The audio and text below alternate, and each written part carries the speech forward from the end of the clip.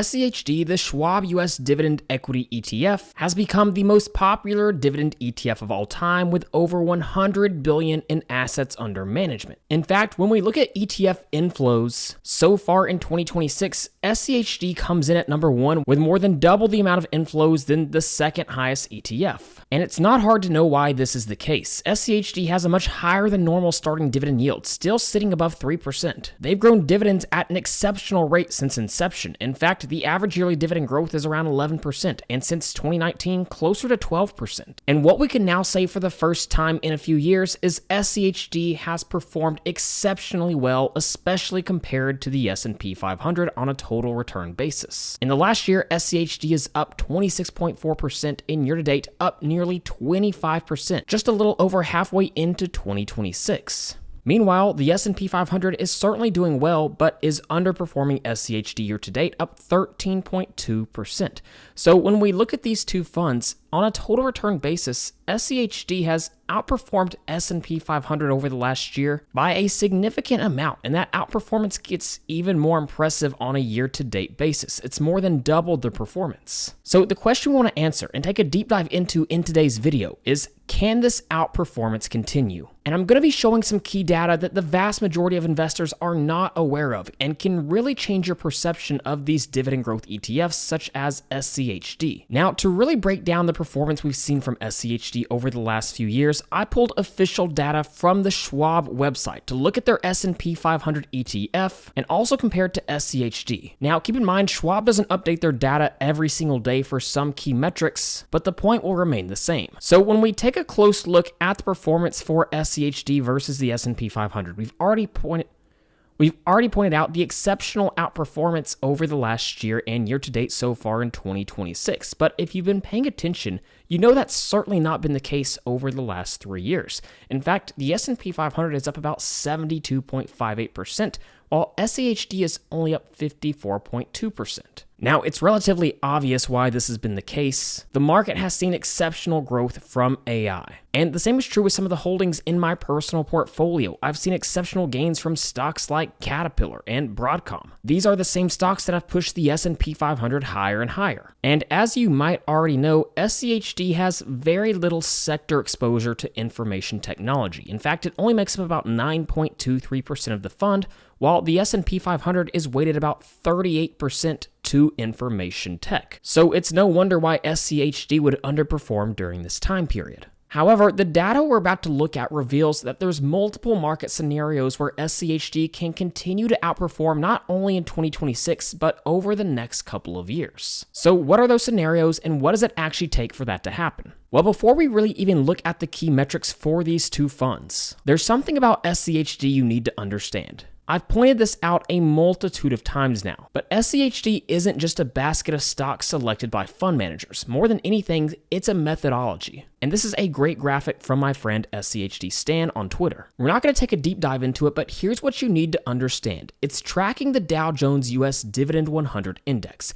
Keep that in mind. That's very important. Essentially, there's a few initial screens like history of dividend payments, trading volume, a minimum market cap. It ranks the top stocks by indicated annual dividend yield while also looking at quality metrics such as free cash flow to total debt, return on equity, 5-year dividend growth rate, while implementing a 4% cap per stock. Now, SCHD has a high turnover rate, meaning the stocks inside the portfolio can change dramatically every single year because they run this annual reconstitution where they run this methodology and it changes the underlying holdings. Now, why is it important that we understand this? Well, I want to zoom out. Look at the max returns for SCHD. Now, keep in mind, this isn't total returns. This is purely price appreciation. We can see SCHD first started trading back in late 2011. Now, the reality is for the last 15-ish years that this fund has existed, we've been in the midst of a raging bull market. Even the pullbacks we've had, such as 2020 and really even 2022, were relatively short-lived. It's been an incredible 15 years for the market. But as many of you already know, the 15 years prior to this were not so great. In fact, the 2000 to 2010 decade is known as the lost decade, where the S&P 500 posted negative real returns over an entire decade. In fact, if we switch and look at the S&P 500, look at it over a max time period. You can see back in early 2000, around the level it was trading, 138, 140, By 2009, down to 77. By 2010, 118. It was a devastating decade for a lot of people, particularly people looking to retire on the 4% rule. Now, why am I pointing this out? SCHD didn't even exist during this decade. Well, here's an important data point that most investors have absolutely no clue about. S&P Dow Jones Indices, a division of S&P Global, has a 78-page report on the Dow Jones Dividend Indices methodology. It's very in-depth, and there's some incredible information in here. But there's one key data point every investor needs to be aware of, whether you consider yourself a dividend growth, high yield, or just growth investor. And this is something I was writing about on dividendology.com the other day. The title was, Can Dividend Growth Investing Outperform the Market? While there's plenty to dive into from that article, look at the key data. Remember, the Dow Jones US Dividend 100 Index is what we're talking about, and that's the exact same index that SCHD tracks. This index itself wasn't officially launched until August 31st of 2011, very close to when SCHD was launched. But what S&P Global did is it back-tested the methodology, which essentially means we can examine how the strategy would have performed across multiple market environments. And one of the time periods it back-tested was starting from December 31st, 1998, all the way up until August 7th, 2026. And it shows total returns of the Dow Jones US Dividend 100 Index versus the S&P 500, and the returns are absolutely mind-blowing. The cumulative return of the Dow Jones US Dividend 100 Index was 1,758%, while the S&P 500 was just 940%. In other words, $10,000 in the Dow Jones US Dividend 100 Index would have become around close to 186K, while the S&P 500 would have been close to 104. So we're now talking about a near 30-year time period where the underlying index that, again, SCHD does follow, actually outperformed the S&P 500, and it did so by a significant margin. Now, some investors would be quick to point out this is likely just the result of simply buying the S&P 500 right before the dot-com crash. And before I researched the data, that was my thoughts as well. But this is something else S&P Global actually looked into. It did another study covering June 2001 through June 2023. And again, in this scenario, the Dow Jones US Dividend 100 Index produced an 11.7% annualized return compared to 10.2% for the broader Dow Jones US stock market benchmark. Now, naturally, we should ask, how did this outperformance actually occur? What led to the outperformance? And if you've been watching the channel for a while, you know that historically, dividend growth has been an exceptional total return strategy. What we can see here is a study from Hartford Funds from 1978 to 2023. Pay close attention to this column right here. In the black, we can see dividend growers and initiators outperformed equal weighted universe. It outperformed dividend cutters and eliminators and non-dividend payers. And this is over that entire time period. But what you'll also notice is that in bull markets, dividend growers weren't the best. They still provided very strong returns, but it fell behind non-dividend payers. However, in bear markets, dividend growers saw far less share price depreciation. Meanwhile, non-dividend payers would drop substantially. So what's the point? Well, it means that over full market cycles, dividend growth stocks have the ability to outperform by a relatively wide margin. And ironically enough, that's the exact data that S&P Global found. Now, with that historical context, we still need to answer the question, can SCHD continue to outperform? Because the reality is we know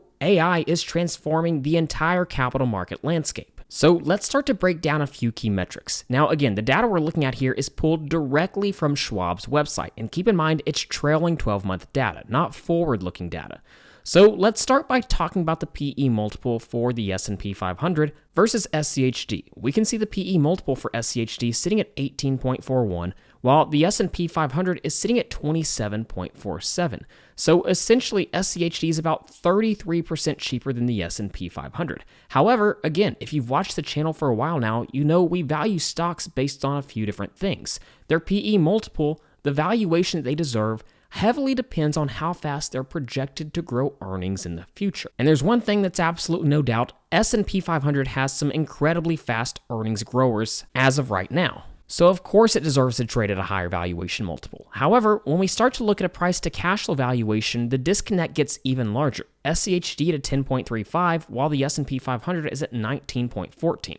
All of a sudden, SCHD is sitting at a 45, close to 46% discount. The same is true when we look at the price to book value. But here's where things start to get a little more interesting. Despite the fact SCHD trades at anywhere from a 33 to 46% discount depending on the valuation metric you look at, return on equity, there's not much difference between the two funds. SCHD's return on equity is only about 8% worse than the S&P 500. Now again, all this is doing is measuring net income divided by shareholders' equity. So theoretically, if a company had a 20% ROE, it's generating roughly 20% of annual profit for every $1 of shareholder equity. So sometimes a lower valuation can simply mean lower quality business, meaning lower return on equity. But return on equity between these two funds is actually very similar. The discount is not proportional to the valuation discount. This is something we must take into consideration. Now again, it still doesn't paint the full picture because we know the sector breakdown of these two funds is radically different. Information tech, as we pointed out, is very small in SCHD, while the S&P 500 is sitting at about 38%. The reality with AI is there's going to be some huge winners in our market, but the ultimate result of this is there's going to be a lot of companies disrupted as well. Now, the end result of this is we're going to see a lot of capital-light businesses, which most of the time are tech stocks, actually do very poorly over the next few years, while there's actually a few big winners. And the market is already starting to indicate to us that it has some concerns over the increased CapEx spending from big tech. For example, look at Meta stock. In 2026, their CapEx spending will be around $140 billion. By 2028, over $200 billion, which, keep in mind, that's the equivalent of all the revenue they generated in 2025. And this is all why they continue to issue hundreds of billions of dollars of bonds to raise capital for AI. And here's what's really interesting. If you truly want to understand how a market feels about a stock bringing on more and more debt, look at the spread. The spread in the bond market here on treasurybonds.com. Again, let's use Meta as an example. If we go to the bond screener and simply look for Meta stock, we'll scroll down, take a look at this Meta bond maturing in around 30 years. What you'll notice is it's posting a yield to worst of 6.3%. This is essentially the yield you would get annually by buying this bond. However, what we can see is the 30-year treasury, which is pretty close to the 29-year bond for Meta, is sitting at 5.25. So again, keep in mind, this 30-year treasury is completely risk-free, theoretically speaking, of course. However, the 30-year Meta bond has a yield of around 6.3%, quite a bit higher. And it's continuing to climb higher. Why is that the case? Well, it's because the market is increasingly becoming concerned about the increased CapEx spending, about the amount of debt that Meta's taking on. Meanwhile, pay attention, SCHD owns more capital-intensive sectors such as healthcare, such as energy stocks, such as industrials. These are sectors that, yes, AI will certainly change, but they're much less susceptible to disruption overall. But it doesn't just stop there. We've already talked about the difference in valuation multiples. But just take a look at the guide to the markets from JP Morgan. As of July 1st, 2026, the top 10 stocks in the S&P 500 made up 39.1% of the market cap of the entire index. So now we're talking about an index trading at a rich multiple with also actually very little diversification, which the average investor doesn't really realize. So with all that being said, let's look at our return framework. I've been asked frequently over the years, how does one value an ETF? And to be honest, you really can't value an ETF. You can look at different valuation multiples, but what you can do is you can look at a total return framework when you look at the returns through the lens of sources of returns. Now, what do I mean by sources of returns? Well, ultimately, returns only come from three sources. They come from dividends, earnings growth, and the change in the valuation multiple. So, for example, in the 2010s, total returns for the S&P 500, which we're looking at here, were primarily driven by earnings growth. It got a boost from the dividend payout and very little change in the valuation multiple. However, in the 1980s, we can see total returns were actually very strong, but it wasn't primarily driven by earnings growth. In fact, that was the least contributing factor. Returns primarily came from changes in the valuation multiple as well as the dividends paid out. So with that being said, look at our valuation framework. What we're looking at here is the starting PE multiple and the starting dividend yield for these two funds. Now, with that being said, we have to assume the average EPS growth rate for these two funds. And obviously, we can't be exact here. We don't know exactly what future earnings growth will look like, but it's almost 100% guaranteed the S&P 500 will be higher at least over the next couple of years. Now, what we can see is if we assume no change in the PE multiple, the S&P 500 would actually see slight outperformance versus SCHD in the scenario. But both would still be posting very strong total returns because, again, the dividend yield plus EPS growth is what gives us our total return here because there was no change in the valuation multiple. But if we see the S&P 500 start to revert back to its historic market averages, closer to around 23 times earnings, while SCHD already remains very close to its historic market average, we can see all of a sudden SCHD is beating the S&P 500 by quite a few percentage points. Even if we see some decline in SCHD's valuation multiple, it still posts stronger returns than the S&P 500. And keep in mind, SCHD isn't just a basket of stocks, it's a methodology. So every single year, it's selecting the top 50 stocks by indicated annual dividend yield, which also, for the most part, will simultaneously mean it's selecting stocks with lower PE multiples. This is why we rarely see a large drop in the PE multiple for SCHD. So here's the short answer to our question. SCHD absolutely has the ability to continue to outperform over the next year, absolutely has the ability to continue to outperform in 2026, and potentially over the next couple of years. But the more complete answer is, it obviously depends on the market environment that we're operating in. If the S&P 500 continues to post strong enough earnings growth where there's not a drop in the valuation multiple, I would expect the S&P 500 to outperform. But the reality is SCHD is an incredible hedge against the market right now. If you look at their total return since inception, you can see the down years for the market are very little for SCHD. For example, in 2022, the S&P 500 was down by about 18%. SCHD only dropped by about 3.2. It's exactly like Hartford Funds research showed us earlier. It outperformed significantly during bear markets. So the reality is, if you want to feel comfortable over full market cycles, when we're in bull markets and bear markets, a dividend growth strategy like SCHD has posted phenomenal long-term total returns. But if we continue to operate in a raging bull market, then I would continue to expect the S&P 500 to outperform. But the beauty of SCHD is, regardless of market performance, we continue to see those dividend payments climb higher and higher. So for someone looking to one day live off dividends, it's a phenomenal fund to consider. It completely alleviates sequence risk of return, which is the exact reason a lot of investors weren't able to retire during the dot-com bubble and really for the entirety of the 2000s. So again, for complete transparency, SCHD is a holding in my personal portfolio, but I also have relatively large allocation to higher growth positions, higher dividend growth positions, such as Microsoft, such as Visa, Texas Instruments, Broadcom, Caterpillar. But go ahead and let me know what you think of SCHD in the comments down below. If you enjoyed this type of research, be sure to check out dividendology.com again at the link in the description. This is where I put out my best research. You'll typically get just a couple of emails every single month. Link in the description. So with all that being said, thank you guys so much for watching, and please don't forget to like and subscribe to the channel.